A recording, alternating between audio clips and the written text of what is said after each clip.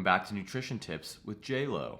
Today I want to talk about something called relative energy deficiency in sport, aka REDS, which is basically just this fancy term for not getting enough energy relative to our exercise demands, but also just our general health processes, physiology demands. And I know it maybe seems a little bit confusing, but let me explain, because it's such a common thing for a lot of endurance athletes. It's something that is being talked about and researched more in kind of the sports nutrition field, and it's a big passion of mine to help educate and to change this sort of paradigm within sport, so that we can be healthier and happier and stronger athletes. So basically what this means is, a lot of us think that we need to have this exact perfect balance between the energy that we're burning through exercise and then the energy that we're taking in calories from food. And actually what they've shown and what we know now is that we actually need more than that, because on top of all of our exercise training demands as athletes that are training very consistently throughout the whole year, basically, our body also has a lot of other processes physiologically going on, maintaining healthy immune system function, regulating our body temperature, making new cells, repairing damaged cells, keeping a strong immune and reproductive system, all these different things going on in the body that require a lot of energy, not just from exercise. And what happens is, a very common thing for endurance athletes is to not get enough energy to support, on top of our exercise needs, all those other processes. And so what happens if we're in this kind of chronic state of low energy availability, as it's called, our body has to sort of delegate and has to choose which places it's going to place that energy. Some of those places are non-negotiable places, like regulating body temperature, building new cells, keeping our, sleep, and all these things kind of connected. But some things, if we're forcing ourselves to continue exercising, but we're not giving ourselves the fuel needed to have enough energy available to do everything else, other things are going to start to suffer. And one such really important, kind of example of this is something that you might have heard of called the female athlete triad, which is this sort of interrelated triangle of kind of three main things, which is, the kind of intentional or unintentional energy restriction, the low energy availability. Like I mentioned, it could be intentional. It could also be unintentional, just from training really hard and not eating enough, which can lead to a irregular or, kind of loss of a female's menstrual cycle, loss of a period, which is going to downregulate a female athlete's hormones, especially estrogen, which then leads to impaired bone construction and bone modeling, which estrogen is a really important part of.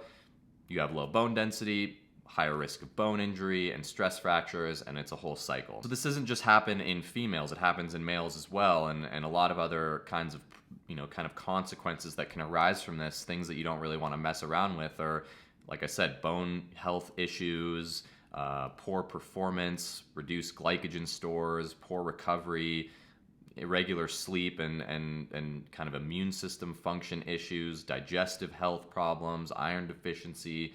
The list goes on in both the health and performance side of the spectrum. And so it's a really prevalent issue. Okay, so why am I telling you this? Well, it's because knowledge is power, and it's why I'm constantly asking you guys, how you're feeling, what did you eat today, things like that, because this can kind of happen slowly over the course of months and years. And especially for some of you who are maybe hopping up into the next level of training and racing, and you want to be working really hard, training really hard, it can be sometimes hard to keep up with your fuel demands and eating well, unless you sort of have a plan and kind of know what you're doing to a kind of a foundational extent. And it can also be something that is also intentional. There's a big kind of culture within endurance sport and sport in general that you have to be, the skinniest, the leanest, and not eat enough food and things like that, which is so backwards, because our body needs the fuel to be able to perform, to recover, to train hard, to race hard, but also to be healthy. And I've said this before, but you have to have a healthy strong body as a foundation for performance. And if you're not giving yourself enough energy to meet that demand of just kind of like the base level of health for all the cool, amazing processes that our body is going through on a daily, moment by moment basis, we can't expect to be reaching our potential as athletes and get as strong and fit and fast as we possibly can. And so I just want you to recognize some of those signs of low energy availability so you can avoid getting into RED-S territory down the line. I mean, I know so many athletes, this is like such a common thing. I know so many athletes that have struggled with this, including myself. You know, as a skinny, stupid bike racer back in the day, I didn't really know what I was doing, and that's what sort of made me want to become a nutritionist and learn about sports nutrition and actually have the knowledge to help others with this. So some signs that you might not be getting enough food, enough energy to kind of maintain the level that you're training at. You know, excess fatigue, kind of struggling to recover or get through a lot of workouts. Obviously, there's a lot of other factors in play here with sleep and stuff, but it's all related. If you're not sleeping enough, your body's going to be kind of thrown out of whack. So it's connected. But you know, things like loss or irregular menstrual cycle for the female athletes, you know, kind of poor performance, fatigue, getting sick a lot more frequently than you normally would, kind of sudden weight loss. All of these things could be a sign that you're potentially not getting enough energy. And this is a huge thing, and I know that it seems like kind of a common sense, no-brainer thing, but I promise that this is a really prevalent issue within sport across a variety of sports, not just skiing or endurance sports, but you'd be surprised at how many extremely high-level athletes struggle with this, whether it's intentionally or unintentionally, simply because they just don't have a solid plan or they're not necessarily eating enough to fuel the demands of their sports. Okay, so here's a few tips to ensure that you're getting enough energy throughout your day. So tip number one is to really ensure that you're eating kind of varied and balanced meals every day. So things that have a good kind of balance of carbohydrates, protein, and fat, as well as micronutrients, colorful variety, really good, delicious foods. Tip number two is to eat consistently throughout the day. So I think, you know, talked about this in previous videos, but just making sure you're eating throughout the whole day rather than just kind of once or twice at either end of the day and having big gaps between what you're eating. Tip number three is, of course, fueling your training effectively. So eating, you know, well before, during, and after your workouts to make sure that you're fueling those workouts effectively and also getting recovered from them.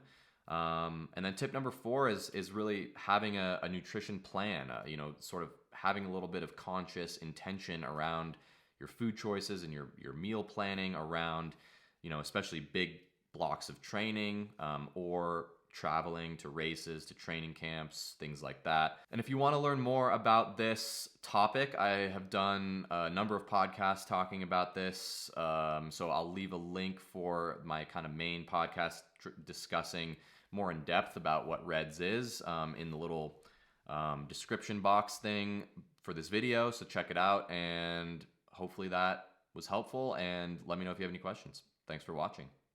Bye-bye.